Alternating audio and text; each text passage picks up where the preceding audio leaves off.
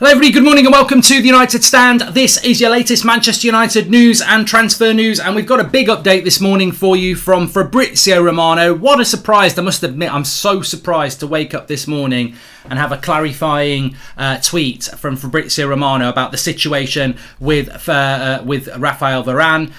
Also, we've got updates for you about Paul Pogba, changes in VAR, which are going to have a big impact on Manchester United's season next season.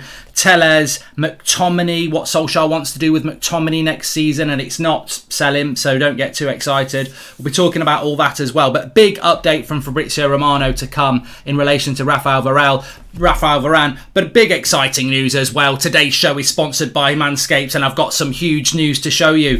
Manscaped have released their new Lawnmower 4.0. This means there's never been a better time to join over 2 million men worldwide who trust Manscaped. Trim your grass to make your yard look bigger with this exclusive offer for you: 20% off and free worldwide shipping when you click the link in the description. So what's so great about the Lawnmower 4.0? Well, it's got a new multifunctional on-off switch and travel lock created for people who like to travel.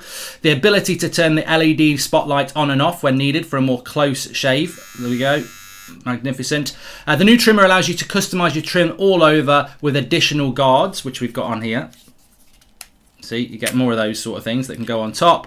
It's sleeked with a two-toned matte gloss finish. Very, very sleek compared to the 3.0. And of course, its wireless charging system uses electromagnetic induction, which can help battery life last longer. Very, very fancy. Alongside the new Lawnmower 4.0, Manscaped have also launched their brand new performance package. Inside this, you'll find the new Lawnmower 4.0, obviously. The Weed Whacker, which is this, which is great for the nose and everything like that.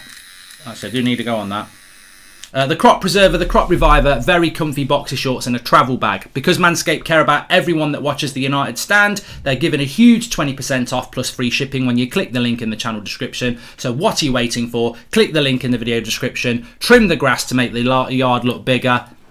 Let's crack on with the show. Thank you to Manscaped. So look, let's start off with Raphael Varane to Manchester United. We did a show last night, and on that show last night, I went with a headline which is the information that I've always been given here, which is that this deal for Varane is basically done. It's there to be done. Manchester United just need to agree a fee.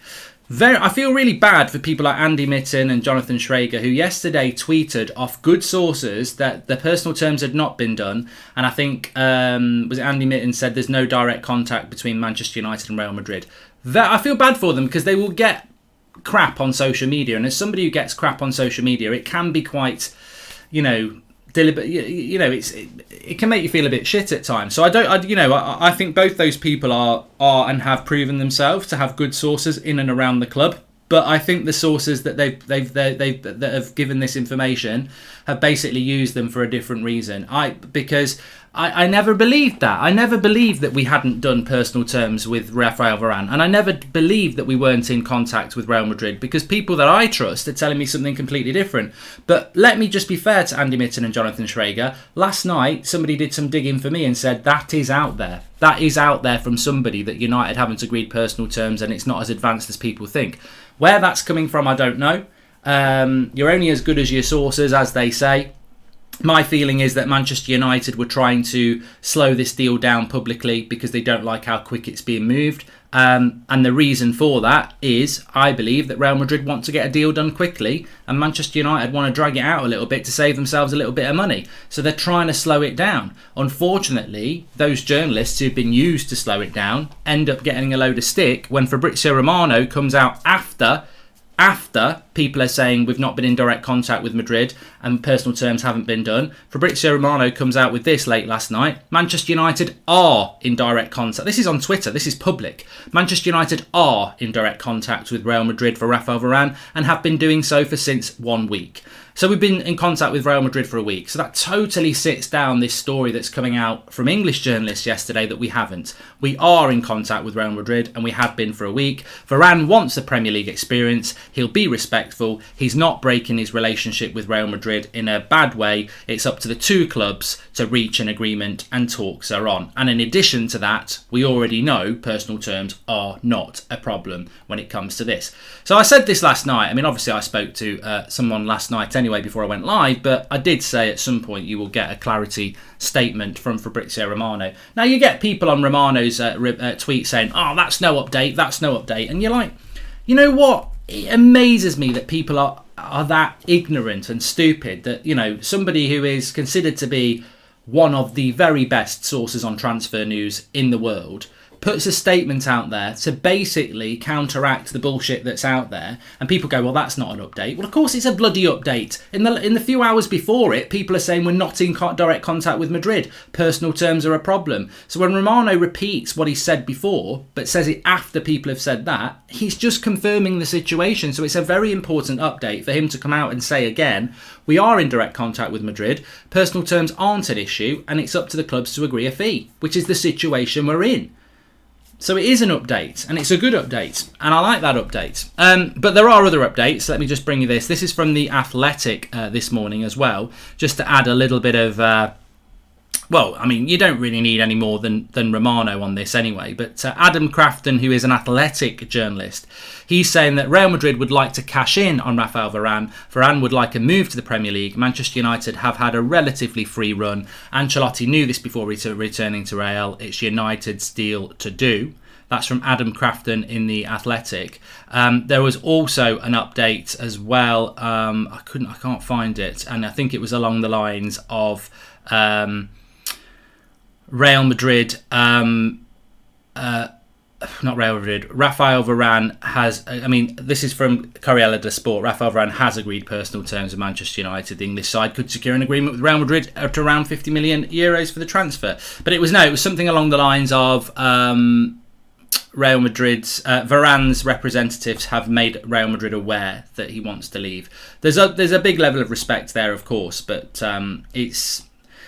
You know, we're back where we were yesterday morning now. After a day of just, you know, confusion, we're back where we were yesterday morning now, where we are very, very close to getting this deal done. We just don't know when it's going to happen. And I think you've got to obviously sort of just, you know, be patient with it now. But I think yesterday didn't help. It didn't help, and it was very confusing for me, for somebody who gets a lot of information, reads a lot of information. Didn't like the updates that we got yesterday about there is no direct contact with Real Madrid. Personal terms still haven't been sorted out. I don't know why that was being put out there. It was definitely being put out there. I don't blame the people reporting it. It was definitely being put out there. I think it was coming from the club. I've got no proof on that, but somebody within the club was trying to slow this deal down, because I think United are slowing the deal down. I think United are, yeah, we're going to get Varane, but we're going to argue it out. And I can tell you for one, I don't need a bloody source to tell you this, Ole Gunnar Solskjaer will be fuming if this deal drags on into next week and the week after, because he wants Varane part of that team, training with that team. And this is where United always go wrong, is in the fact that, look, what are we arguing about here? We're arguing about 5 million euros. Real Madrid will take 50 million euros. United don't want to go above 45 million euros. We're talking about 5 million euros, but we're talking about 3 Premier League points against Leeds. Those 3 Premier League points against Leeds could be worth way more than 5 million euro.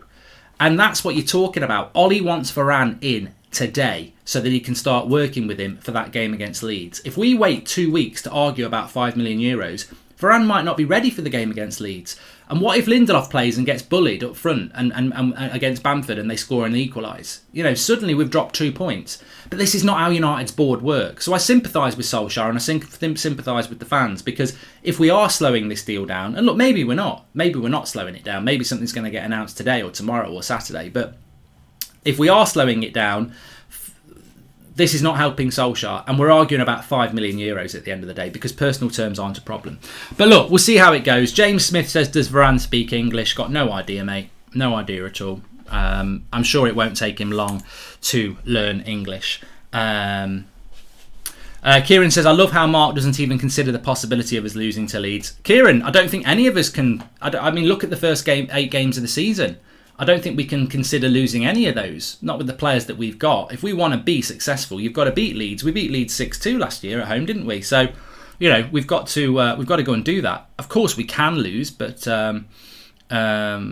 you know, Paul Robinson says at the end of the day, this new setup acting exactly the same as it's always done. Well, we'll see what happens with it, but he is definitely a player that should be training with United early next week. And how's that going to happen if we don't get the deal done? Somebody just said that is Martial back in training? Yes, he is. Martial and Donny van der Beek are both back in training. They are training separately to the Surrey training camp. Obviously, we're playing QPR on Saturday afternoon. Watch along. And but Martial and van der Beek won't play in that because they're training back at Carrington. There is a training squad down in Surrey who are going to be preparing for that game.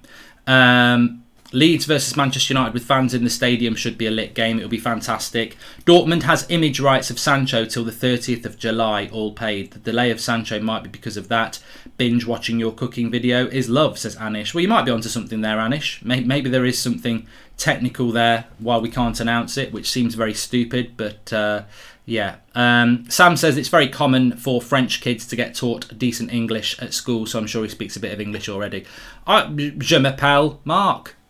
You know, that means hello, I'm Mark. It doesn't. That would be bonjour. Je m'appelle Mark. But I can do a bit of French. I guarantee you can do a bit of English. Mark, I love your passion on this channel and the content you deliver. Want your thoughts on Zakaria from Mönchengladbach. Where have our glory days gone, says Dean. I wouldn't be opposed to Zakaria coming to Manchester United, but it's certainly not something that United are looking at the moment. So, yeah, I don't see that happening. Unless we tourner à gauche, which means take a left turn and suddenly go for him. Don't get me on the French. Voulez-vous. But yes, no, I don't see anything happening on with Zakaria. What I did want to just bring in here, I think this is really important as well. The Pogba bandwagon, the Pogba circus, whatever you want to call it, people are getting frustrated about the Pogba situation. Let me just say this about the Paul Pogba situation. If you actually research it and look at the evidence, there is no circus. There is no bandwagon. Riola's not saying anything. Pogba's not saying anything. He's back in training next week. I don't think there is a Pogba bandwagon, and I don't think there is a Pogba circus. And I think some fans, and Abhishek says if we sign Trippier, does he start ahead of Aaron Wan-Bissaka? Well, he might. But I think some fans are whipping up a storm around the Paul Pogba situation based on the past. Like, maybe they want Pogba to stay, maybe they want Pogba to go, and it's all about, oh, just get rid of him, we don't need this circus anymore. And I'm like, there is no circus around Paul Pogba. Like, he's not going to sign a new contract, he's going to run it down, but I think he'll be wearing a United shirt next season. It'll be next summer where the circus starts. I don't see a circus this year. You know why I don't see a circus? He can't go to Real Madrid, they can't afford him. He can't go to Barcelona, they can't afford him. He can't go to Juventus, they can't afford him. He can't go to Bayern Munich, they can't afford him. And he can't go to anyone in England because we wouldn't sell him. He's got nowhere to go other than PSG, who also can't afford him without selling 3 players. He ain't going anywhere. You know, when you look at it, people start panicking about, oh, Pogba this, Pogba that, he's going to leave. Oh, God, what's going on with Pogba again? Just turn the computer off. I can't see another story on Pogba. Well, you won't even see a story on Pogba because he can't go anywhere. He's not going to go anywhere because he can't go anywhere. And one thing Raiola and Pogba want, they want the peas. They want the money. And why wouldn't they? 1 year left on their contract. Nobody's got any bloody money. It's absolutely nailed on common sense to wait a year. I'm sure Pogba probably does want to go this summer, but when Raiola says to him, nobody can afford you, Paul, and even if they did, your wages would be crap because they'd have to, you know, they can barely afford you. It'd be United who's going to get all the money because they want over 50 million. That's our 50 million next summer. Just hang on for a year. Okay, I'll do it. I'm happy at Manchester. So this Pogba circus or bandwagon or, you know, drama that people want to whip up, I feel it's just, I think it will keep happening. I'm sure we're going to have to keep mentioning it over the next 6 weeks. But I just don't think he's going to move. He's going to run his contract down and he'll be a United player next season. And we will get, you know, frustrated, of course, because he's going to run his contract down. But he ain't going to go this summer. There's no one to take him. Who do you want? What? Paras says, Mark, would you start? See, if you type it wrong, it messes my mouth up.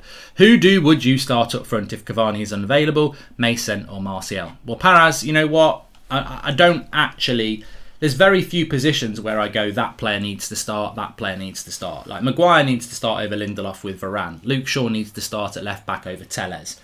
For me, De Gea should start over Henderson. And, you know, there's not many other positions where I'm like adamantly this should happen, that shouldn't happen. Up front, if Cavani's not fit, I just think what two brilliant options to have: Mason Greenwood and Anthony Martial. So let the best man win. Mark, the Varane deal is done. Terms have been agreed with the player. The discussion is the fee that slowed down the transfer. He will sign for 46 million, says Chris Pankhurst. And to be honest, we haven't even signed someone yet. Sancho was a last summer signing. Nothing has changed so far. Thoughts, says Mac Daddy. Yeah, it's a fair point, Mac. I mean, what I will say is, and I know I sometimes can be a little bit critical of how United's run. I'm pretty much nailed on confident that we will come out of this summer with a very positive transfer window compared to previous ones. Certainly last summer was not a very good transfer window. I can't promise you that we're going to get rid of the players that we need to get rid of, and I can't promise you that we're going to get a midfielder, but I do think we will come out of this summer transfer window with Pogba still at the club, albeit for 1 year, and Varane and Sancho. So, you know, and a lot of people would consider that to be better than last summer. But for me, it's all about the midfielder, which I don't really have anything new to bring you, although there is a bit of an update. Jay says, how do you keep yourself sane being in front of a computer, thousands of people all day? I hope you find some time to travel, get some outdoors, says Jay. I'm all right, thank you, Jay. I've got a bit of a pain under my arm today. I don't know why. I think I might have twisted a muscle or something. But apart from that, I'm all right. Might be doing a bit of travelling today, actually. Watch out on my Instagram at GoldbridgeMark. That's all I'm going to say. Sally Devil Red 7 says, "Who is this Sancho?" Well, yeah, apparently he's a player that we've bought. Have you got any updates on Ruben Neves? Says Jordan White. Is this a real thing? You know, I don't think Ruben Neves is actually going to happen to Manchester United. I really don't. I don't think the sources are good enough when it's Talk Sports. You need a Romano or a maybe, you know, to be honest with you, maybe even a Manchester Evening News, because they're well sourced from United. Somebody like that needs to talk about Ruben Neves before we can start taking it seriously. Sean O'Sullivan, thanks for the super chat. He says, Jamie O'Hara on Talk Shit just said he is worried about pace if we sign Varane. You can't make this stuff up. Mate, it's funny. Jamie O'Hara, who's the other one? What's his name? The BBC pundit. I can see his face now. Oh, I've forgotten his name. What's his bloody name on the BBC? One of the crappiest commentators I've ever heard. Used to play for Spurs as well in the midfield. Can't remember his bloody name. But the reality is, Jim Waite, talk shite. I mean, reality is here. Jamie O'Hara is being paid good money to talk shit. Like, he doesn't know anything about Manchester United, and he certainly doesn't know anything about Raphael Varane. If he is saying that Genius, that's it, Jermaine Genius, he's crap as well. If he is saying the thing that worries me about Varane is pace, this guy is being paid money to talk to, well, I'd say millions, but I don't think that many people listen to Talk Sport anymore. To talk to thousands of people, nonsense. There'll be John, the bloody cab driver, driving around London going, you know what, that Jamie O'Hara, he talks a lot of sense. I don't know why Ollie's buying that Raphael Varane. I've seen bags of cement quicker than him. Maguire and bloody bag of cement at the back. We'll be a bloody laughing stock. What's going on here? He's gone from Cockney to Australian. He's that stressed. I mean, this is the danger. This is the danger, isn't it? People just don't actually watch football. And I'll put my hand up and say, sometimes I have to say, I don't know a lot about that player. Very rarely, but I don't know a lot about that player. But to say that Raphael Varane is a pace concern, oh my God. I mean, it's not like he hasn't won Champions Leagues and World Cups and played for Real Madrid for a decade. If Raphael Varane was being brought in from, Boa Vista or someone like that, I could understand somebody saying, I don't think he's that quick, and then you'd go, yeah, they've never watched him. But to say Real Madrid that Varane's not quick. The amount of crap he talks on TalkSport is unreal, says Raz. Yeah, but you know what they do? They employ people on purpose to do that. And it's probably scripted. They do it on purpose because what's happened, that talk shit from O'Hara has now infected our community. We don't talk like nonsense like that. We might get things wrong, might predict things wrong, but we don't talk about stuff like that. And it's infected here now, and they've got free advertising. You know, more foolers for talking about it. Absolute waste of time. Let's talk about something better anyway. Manchester Evening News have mentioned something that's quite interesting, that Scott McTominay may see himself playing in a more advanced role next season because Ole Gunnar Solskjaer really appreciates what he contributed as a more advanced player last season. Absolutely spot on. Absolutely spot on here. Look, whatever you think about Scott McTominay, and look, I don't think much about Scott McTominay. I've got to be honest. And people do, you know, people want footballers not just to be footballers. They want footballers to be their best friend. I don't want that. I don't want that. There's a lot of footballers I really like, and I don't know them. Like, I don't know Luke Shaw. He might be a really nice guy. I hope he is. I'd like to have a beer with him. But, you know, maybe he's a complete prick. I don't know. Because ultimately, I'm only interested in what they do as a footballer. I think some fans want the footballer and the friendship. You know, they want to imagine that they're nice people. Juan Mata, you've imagined it right. Everybody else, I don't really know. I don't know what Rashford's like off the pitch. I don't know what Greenwood's like off the pitch. Martial, Bruno, you know, players I like, I don't know, but I like them as footballers. Ryan Giggs, as a footballer, what a fantastic player. Legend. But people don't want him to be a legend anymore because of the stuff he's done off the pitch. And that's up to them. But as footballers, they are footballers. Scott McTominay as a footballer, I'm very dubious. What he's like as a person, I don't know. Maybe he's a brilliant lad. But this is where footballers get lost as well. They want to be accepted off the pitch and on the pitch. And that's a very difficult thing because ultimately you're footballers and that's your job. And, you know, that's what you're there to do. So, look, I don't know what McTominay's like off the pitch. I don't really care. I don't really care what people are like off the pitch because what they're like on the pitch. But I think Ole Gunnar Solskjaer is absolutely spot on. If McTominay is to have a future at Manchester United, and I think a lot of people do want him to have a future at United. I want him to have a future at United, but to do that, he's got to perform. Then I agree with this story coming out that Solskjaer wants to play him in a more advanced position. Definitely, I think McTominay, if he's going to have a future, his biggest threat is in the box, attacking. Oosh, get a header on it. Scooby-Doo. His best asset is off the edge of the box, you know, when he's, you know, shooting, advancing, making runs into the box. I think his worst asset is stood in front of our box, trying to pick runners up, tackle, you know, things like that. So the interesting thing is, how does McTominay force his way into a more attacking position? Is he going to take Pogba's role? No. Is he going to take Bruno's role? No. But you know, I would be more happy with him playing in a box-to-box role. But you know what? This is really important. If McTominay's going to play in a more advanced role, I think he's got to play a box-to-box role. I don't think he's a number 10. He's definitely not a number 10. He hasn't got the little flicks or anything like that. He's a box-to-box. He's got to use his power. He's got to use his stamina. He's got to use his skibidi. So McTominay needs to play in a more advanced position, which I think is box-to-box. To do that, he's got to have somebody to sit. He's got to have Declan Rice. He's got to have someone to sit. So again, this is quite good because I think it's all about how Manchester United develop that midfield. And to do that, they need somebody to sit. Well, I don't think Fred can do it, McTominay can't do it, and Matic can't do it anymore. So we've got to go and buy somebody. Apollo says, Manchester Evening News, United are reportedly getting serious in regards to a possible move for Leon Goretzka. Yes, I wouldn't be surprised by that. This is yesterday's story today, so a bit slow sport news there. I spoke about this yesterday morning, and I think that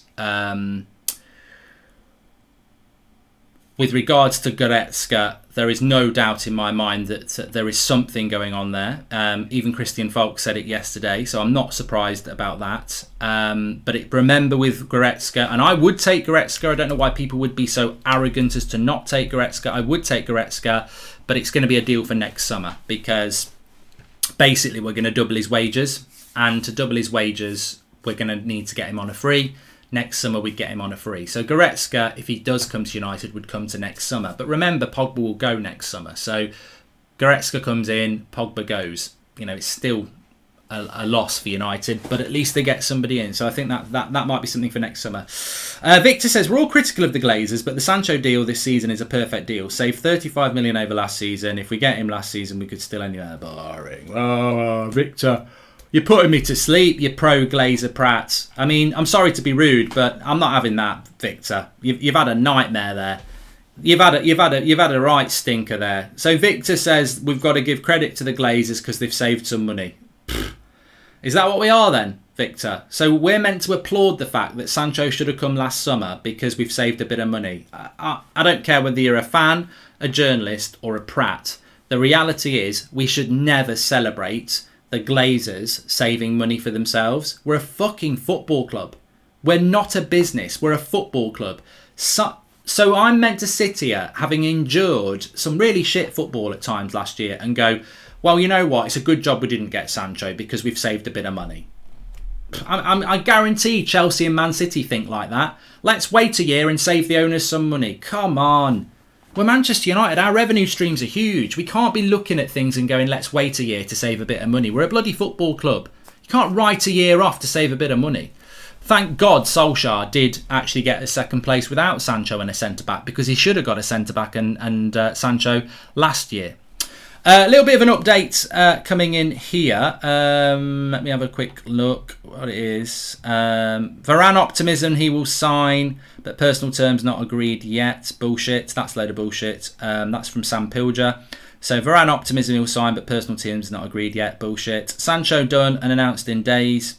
Good. Pogba, the club, hopefully will stay true. Trippier, Atletico need to reduce the asking price. That's another English journalist saying that personal terms not agreed yet. They're talking arse. Like, they're talking arse.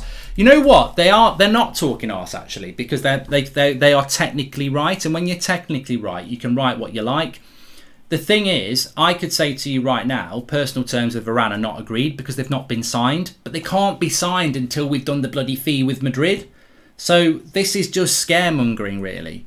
Because the reality is, and I say it time and time again, how can personal terms not be agreed with Raphael Varane when we've known for 3 weeks that personal terms are not an issue? And the reason they're not an issue is because Real Madrid are offering about 7 million and we're offering about 12 million. So how can personal terms not be an issue? They're not an issue, but you can't sign them until the fee's done. And we're getting dragged down by this bullshit source leak from somewhere in England that is trying to slow this deal down. And I'll go back to what Fabrizio Romano said last night and on Monday on this show. Personal terms, not an issue. Manchester United in direct contact with Real Madrid. This deal is there for United to do. That's where we're at. For some reason, they're trying to slow it down, and I don't know why. And what a surprise, it's all the English journalists again. And we saw this last year with Sancho. Foreign journalists like Romano, who are close to the deal, saying personal terms are not an issue. English journalists who won't be close to the deal, they're probably close to Manchester United, going, personal terms aren't done, because they're getting a brief from somewhere very different. And I don't want to delve deep into transfer stories here, but the transfer world's not as hard and complex as you want to believe it is. Someone like Romano is most likely close to the agents working on the deal. The English journalists are close to Manchester United Football Club. Who are you going to believe, Manchester United Football Club, or are you going to believe the agents who are working on the deal?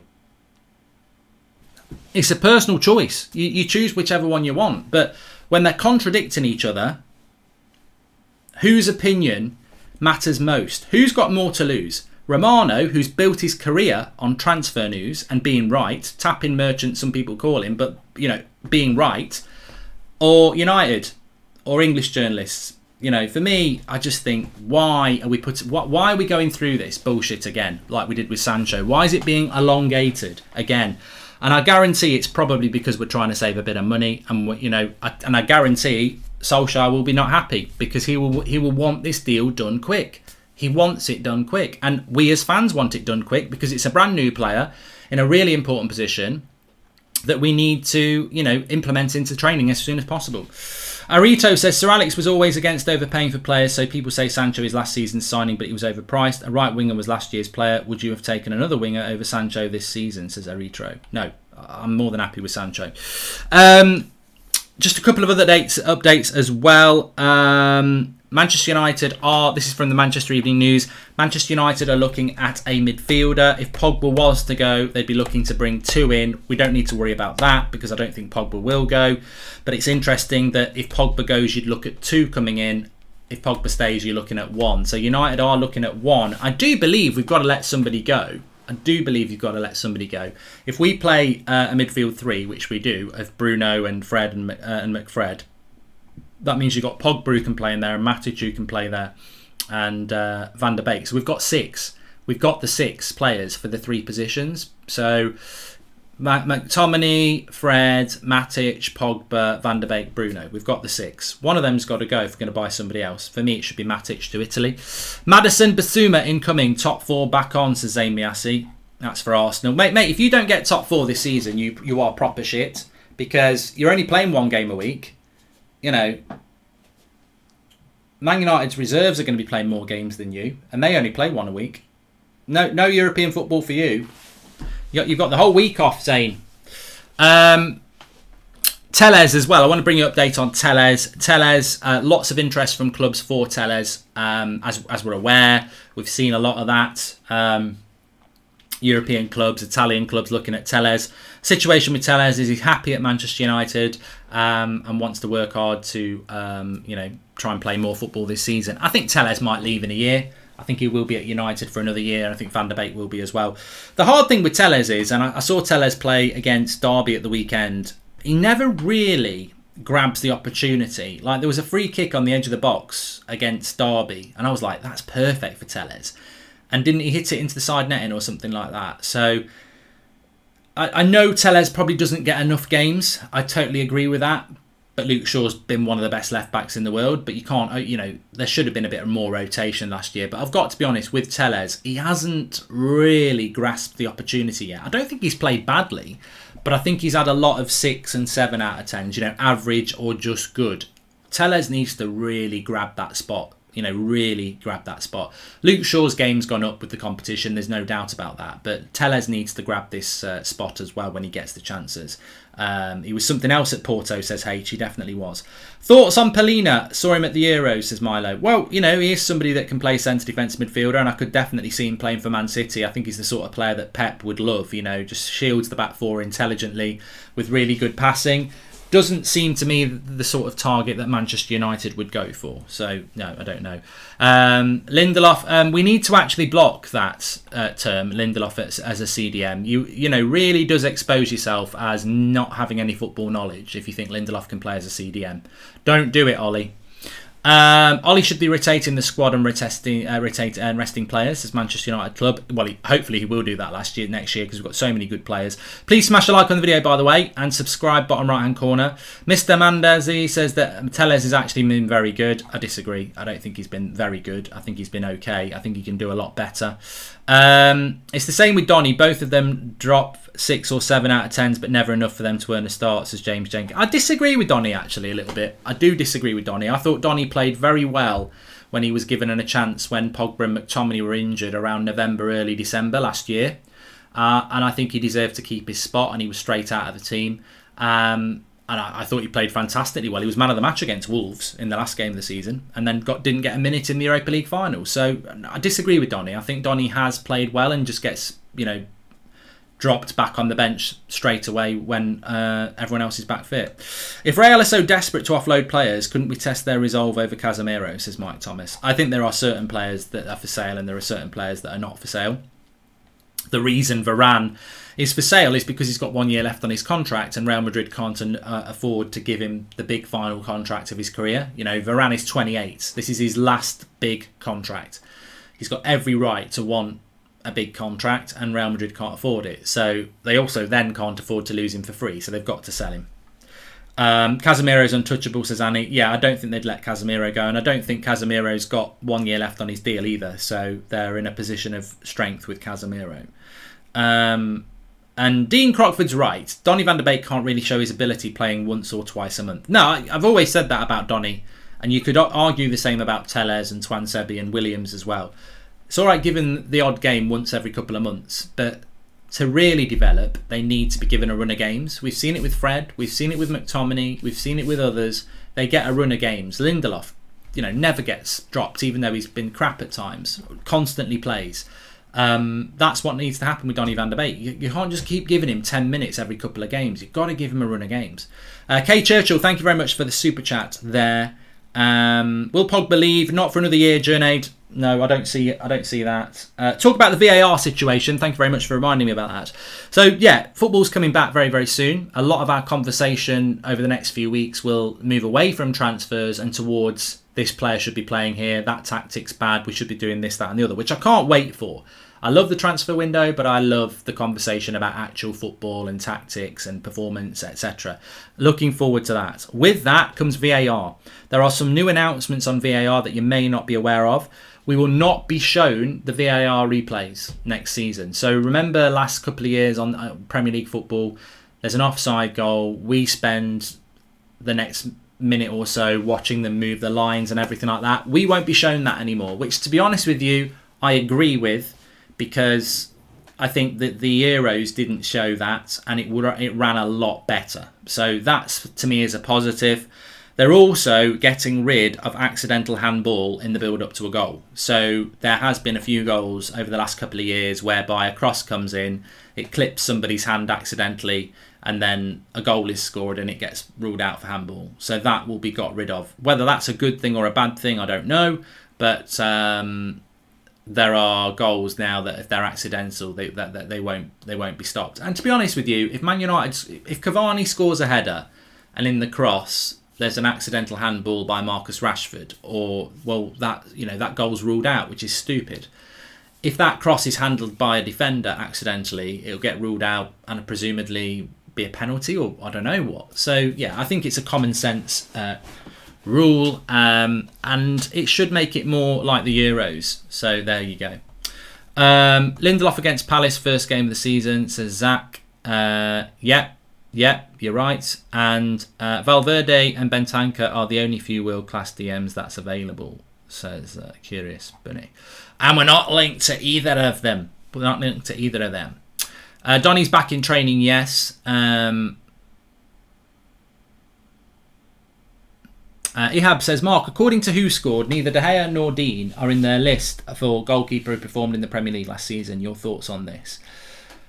I did a video back in March about De Gea and Henderson, and we always seem to get dragged back into De Gea and Henderson. For me, De Gea is the better goalkeeper. He just is. I don't care what anybody says, he is. But what I would say is, I don't think Henderson and De Gea had bad seasons last year. As I said, I think Henderson made a bad mistake against Sheffield United and had a very bad game against Liverpool. Apart from that, I thought he did okay. AC Milan goal right at the end. But I think he did okay. I think he did good. I think Henderson did good. Apart from 2 or 3 bad results, bad performances. De Gea, Roma game, best goalkeeping performance of the season, bar none. Everton game, yeah, he was a bit shaky in that game. And maybe there was 1 or 2 other errors as well. But in the main, I thought they both had good seasons. So to me, what I would say about the goalkeeping situation, and welcome to the Members Club, Victor. What I would say about the goalkeeping situation is it's media made. It's been made by the media. We as fans don't even need to be talking about this.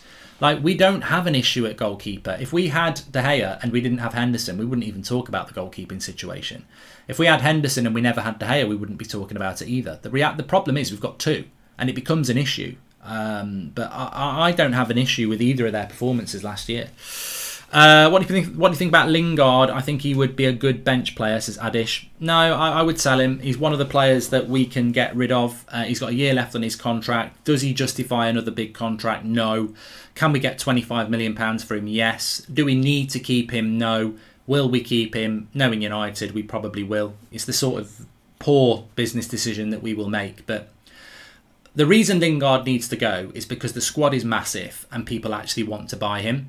If we could sell Pereira, Dan James, Juan Mata, Matic, a few others, I'd probably say, yeah, let's keep Jesse here. But we've got so many players that we may as well let Jesse go, play first team football elsewhere and get some money for him. I'm telling you now, when you look at the size of that squad, it's terrifying. 24 senior players, and that doesn't include young players. Paul Pogba is the greatest French midfielder of all time, says Chisholm. I think Zidane wants a word. And would you want Neves as our CDM? Over what we've got, Nicholas, yes, I would. As my ideal CDM, no, I wouldn't. No. Ahmad is playing well right now, Mark. Yeah, he's playing in the Olympics with Eric Bailly. I think they're playing Saudi Arabia right now, Ivory Coast, so good luck to him. And Danny Doritos says, Mark, remember when De Gea had the amazing game versus Everton a couple of years back and also saved a penalty that game? Maybe the best game of his career. Yep. What do you think about rumours on Ollie's formation change to a more attacking 4-3-3? Well, we haven't seen it in the first pre-season game, Hemon. We've not seen it, have we? So let's see if we see it against QPR or Preston or Everton. They're the next 3 games we've got, aren't we? So, and Brentford. So let's see if we see them in those games. But there's talk of us playing more attacking, but I don't see how we can play a more attacking 4-3-3 when we don't have a holding midfielder. So I think we'll just stick with the 2, to be honest with you. Look, thanks everyone for watching. Really appreciate everyone tuning in this morning. We're back on track with the Varane story. Well done to Fabrizio for providing the clarity. But even again this morning, we've seen another English journalist saying personal terms have not been done. I don't know why. I personally think these English journalists do it because they want to maintain the relationship they've got with whoever their source is at the club.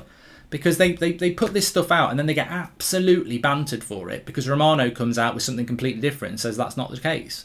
But, I suppose keeping your, relationships with the club sometimes are more important. And I can understand that, but it just seems to happen every transfer window. You get one story from Romano and the people close to the deal in Madrid, and then you get one story from the English press who must be being briefed by the club totally differently. And the only reason I can think that is because the club are trying to slow the deal down, which Solskjaer won't be happy about. We're not happy about. Get the bloody deal done. You can't...